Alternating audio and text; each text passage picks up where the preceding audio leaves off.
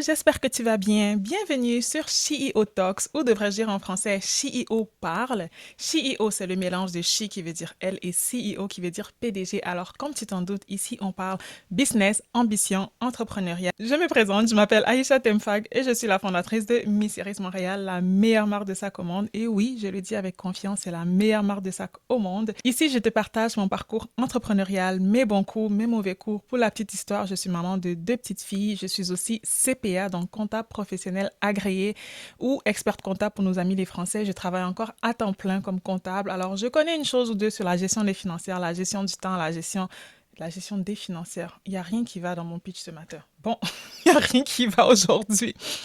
La gestion des finances, la gestion du temps, toutes ces bonnes choses. Alors, si c'est le genre de sujet qui t'intéresse, je t'invite à t'abonner. Je vais réussir, réussir, réussir. Même si des fois je me prends la tête, prends la tête, prends la tête. Je vais tout faire pour réussir, réussir, réussir. Même si des fois ça me prend la tête, prends la tête, prends la tête. Je vais tout faire. Alors, on est rendu dans le 9e épisode de la saison. On a parlé de pas mal de choses. On a parlé de gestion financière, justement. On a parlé de gestion du temps. Je vous ai raconté comment j'ai commencé mon entreprise. Je vous ai raconté un petit peu mon parcours de vie. On a parlé de ma réalité en tant qu'entrepreneur noir au Québec, mon passage à l'émission Dans l'œil du dragon, les sacrifices que j'ai dû faire, mes bons coups, mes mauvais coups. Bref, on a vraiment parlé de pas mal de choses. Alors, si tu n'as pas encore regardé les anciens épisodes, je t'invite à le faire. Aujourd'hui, on parle de comment je reste j'ai pas envie de dire motivée, mais comment je continue à avancer même quand je suis démotivée, quand je suis découragée, quand je suis désespérée et que je n'ai plus envie de le faire. Comment je fais pour continuer quand même? Mais avant d'aller plus loin, pour que tu comprennes de quoi il s'agit, j'aimerais te présenter c'est quoi Miss Iris Montréal. Alors, Miss Iris, c'est ma marque de sac à main et de sac à dos maintenant en cuir vegan que j'ai lancé en fin 2022. C'est quoi la particularité de Miss Iris dans l'océan de marques de sacs qui existent? C'est que quand j'ai décidé de lancer j'étais enceinte de ma deuxième fille, j'avais du temps, donc j'ai fait des recherches. Je cherchais une marque qui aurait 4 critères. Un côté fancy, style maison de haute couture. Côté pratique pour la vie de tous les jours, parce que maman professionnelle, ça me prend un certain niveau de praticité dans mes sacs. La qualité. Et puis le côté abordable, parce que j'allais pas dépenser des milliers de dollars sur un sac fancy qui n'a même pas de poche d'ordinateur, par exemple. Alors, quand je regardais ces 4 critères-là, je ne trouvais pas de marque qui réunissait les 4 critères de la manière qui me convenait. C'est donc là que j'ai décidé de créer Miss Iris pour avoir des sacs, encore une fois, fancy, pratiques, durables et abordables. Alors, j'ai lancé ça en 2022 vraiment avec la mission de permettre aux femmes de se sentir spéciales chaque jour grâce à ce sac qui allait rehausser le look, peu importe ce qu'elles allaient porter, peu importe à quel point leur journée allait être occupée. Et Miss Iris a aussi une mission sociale très forte, celle de combattre le mariage forcé des fillettes. Alors, je vous invite à aller sur mon site internet missirismtl.com pour en apprendre plus sur cette initiative. Miss Iris, c'est vraiment un projet de cœur que je fais en parallèle de ma vie de maman et de comptable à temps plein pour une autre compagnie. Alors, ça vient avec son lot de défis que j'ai vraiment hâte de partager avec toi. Alors, encore une fois, si c'est le genre de contenu qui t'intéresse, je t'invite à t'abonner tout de suite. Alors, maintenant que tu as compris c'est quoi Miss Iris Montréal, j'aimerais te présenter le sac du jour, ou devrais-je dire la Miss du jour. Choisis Miss Jackie. Elle est vraiment magnifique. En fait, le commentaire qui revenait souvent de mes autres sacs était qu'il y avait beaucoup de compartiments. En fait, c'est très compartimenté, donc ça te permet vraiment d'organiser. Mais il y a plusieurs femmes qui m'ont demandé d'avoir un sac fourre-tout, vraiment fourre-tout, sans compartiment, où on peut juste vraiment lancer ses choses à l'intérieur. Et j'ai écouté, et Miss Jackie, c'est exactement ça. Alors, évidemment, on a notre intérieur rouge signature qui est propre à tous les sacs Miss Iris. Mais comme vous voyez, il y a quelques compartiments. Il y a ça ici pour l'ordinateur et tout. Mais pour le reste, c'est vraiment ouvert. Donc, tu peux mettre ce que tu veux à l'intérieur. Tu peux mettre des couches, des choses pour ton bébé. Tu peux mettre, je sais pas, ta boîte de maquillage, tout ce que tu veux, des vêtements, des chaussures. C'est vraiment, vraiment gros. Et ça a beaucoup d'espace. Et c'est vraiment, vraiment très chic. C'est vraiment beau.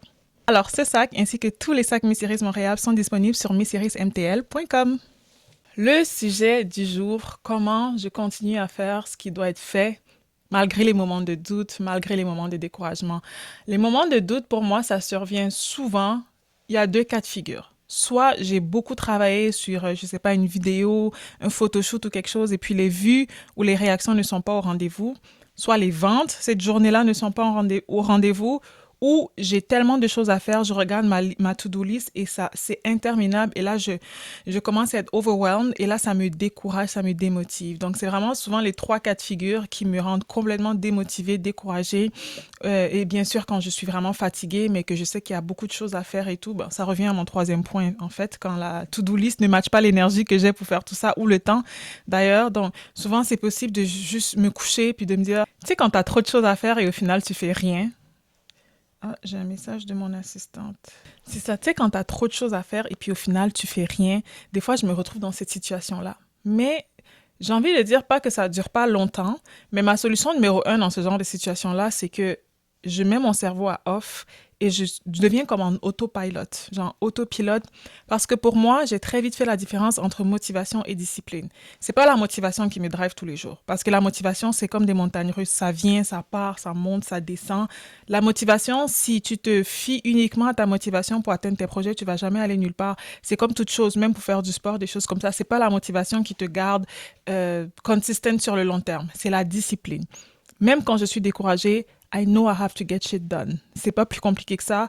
Ma to-do list est là. Donc, je mets mon cerveau à off et j'exécute. Donc, souvent, ce que je vais faire, c'est que je vais prendre les tâches, les quick wins qu'on appelle, donc les tâches qui me permettent de cocher le plus de choses possible. Je sais que cette journée-là, je vais pas tout cocher, mais plus je coche, mieux je vais me sentir et mieux je vais résoudre mon problème.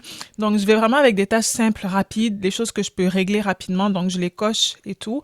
Et au moins, à la fin de la journée, je me dis, bah, j'ai quand même fait quelque chose et ça m'aide à me sentir mieux, même si je me sentais peut-être pas bien au début de la journée. Donc, c'est vraiment important de faire la distinction entre la motivation et la discipline.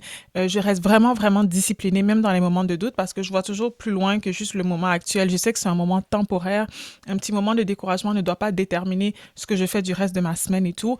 Mais mon point numéro 2, c'est que je me permets quand même de vivre cette émotion-là. Donc, je déconnecte autant que possible, je ferme tout. Et moi, vraiment, ce qui m'aide à me détendre, c'est des vidéos drôles, genre des choses qui me font rire, qui me font oublier. Il y a quelque chose que j'adore regarder, c'est Le pire stagiaire de Greg Guillotin. Je pense que j'ai regardé chaque épisode genre 5 fois et à chaque fois ça me fait toujours rire.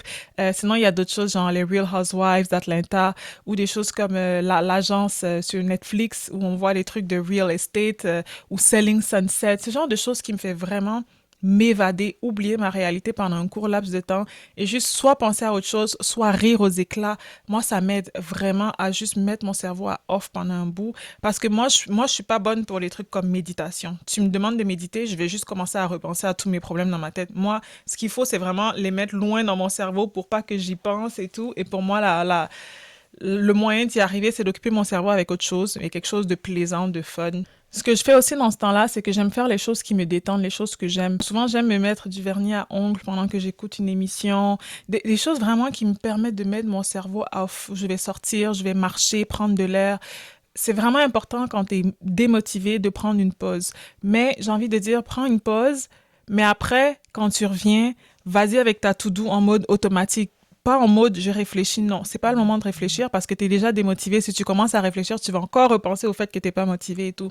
C'est pour ça que c'est vraiment important d'avoir une to-do list. Tu es en mode exécution. Qu'est-ce que je fais? Je sais que je suis démotivée, mais quand je n'étais pas démotivée, je savais que c'est ça qu'il fallait que je fasse, c'était ça ma to-do. Alors, je vais y aller, je vais faire confiance à la moi d'hier qui était super motivée et qui était super drivée et tout. Et puis demain, ça ira mieux.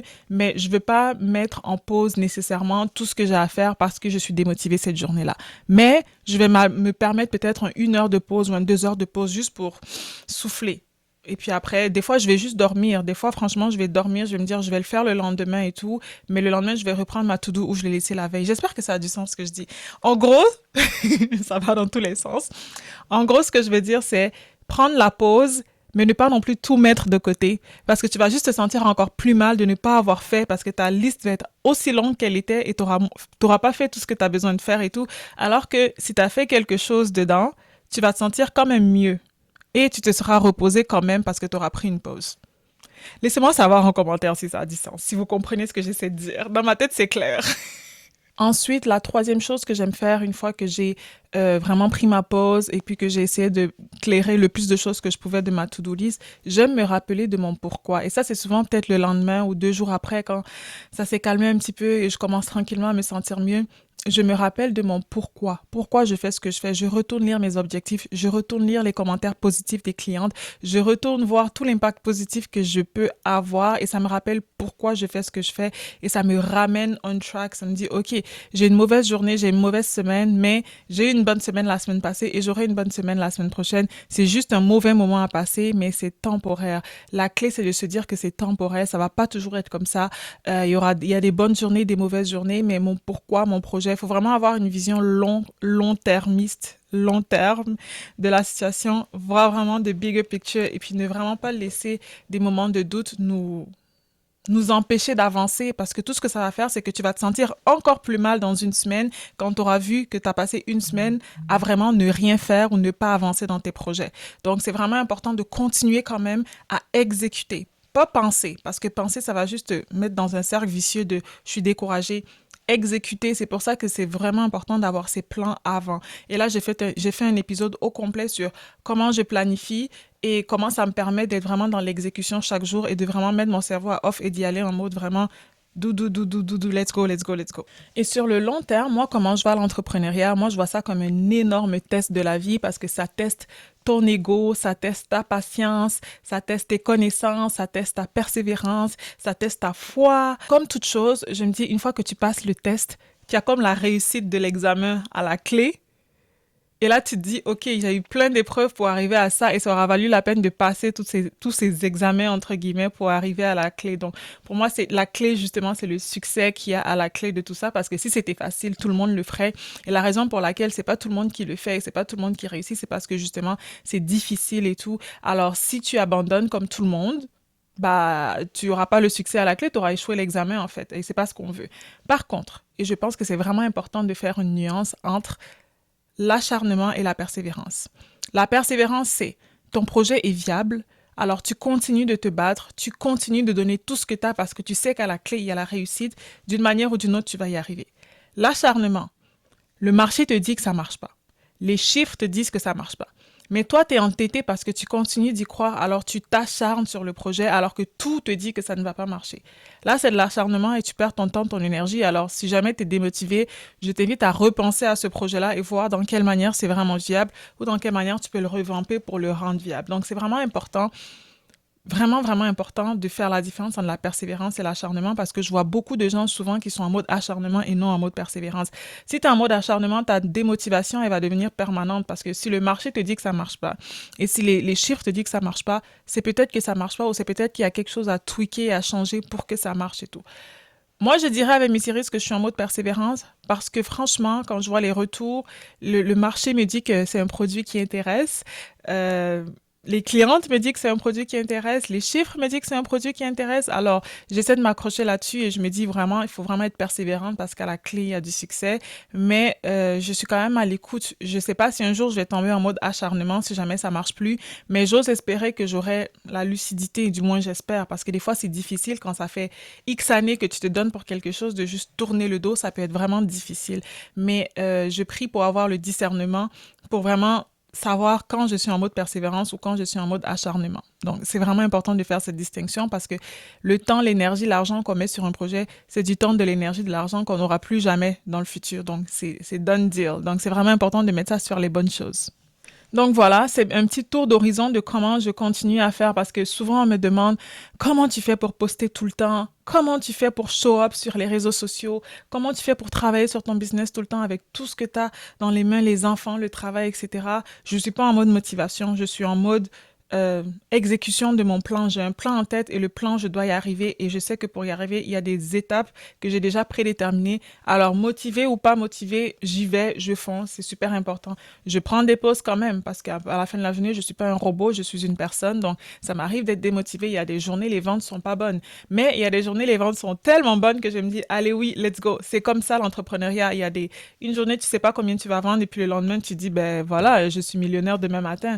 Donc, c'est vraiment important de ne pas se fier sur la motivation parce que la motivation dépend de ses hauts et bas. C'est la discipline. C'est l'objectif, c'est le plan. Le marché, les chiffres me disent que c'est un bon projet. Parfait. J'ai un plan. Voilà où je dois me rendre et voilà ce que je dois faire pour me rendre. Motivé ou pas, on s'en fout. This is what I gotta do et je vais le faire. Voilà. Je m'excuse là, André, que je... Alors voilà, c'est déjà la fin de cet épisode. J'espère que cet épisode t'aura plu. Si c'est le cas, je t'invite à mettre un thumbs up. Mon Dieu, il n'y a rien qui marche aujourd'hui. Si c'est le cas, je t'invite à mettre un thumbs up, liker, partager, commenter. C'est quoi toi tes trucs? Laisse-moi savoir en commentaire c'est quoi toi tes trucs pour te garder. En fait, j'ai pas envie de dire motivé parce qu'on a vu que la motivation, pas que ça sert à rien, mais bon, presque. C'est quoi tes trucs pour te garder on track dans tes projets et tout? Moi, j'aimerais bien savoir c'est quoi vos trucs, donc laissez-moi savoir en commentaire. La semaine prochaine, c'est déjà le dernier épisode de la saison et ça va être un Q&A, donc format questions-réponses. Les questions qui m'ont déjà été posées, je vais les répondre. Alors, si c'est quelque chose qui t'intéresse, je t'invite à revenir la semaine prochaine à la même heure. D'ici là, prends soin de toi. Rappelle-toi qu'on ne vit qu'une fois et que tu es le maître ou la maîtresse de ta destinée. Bye!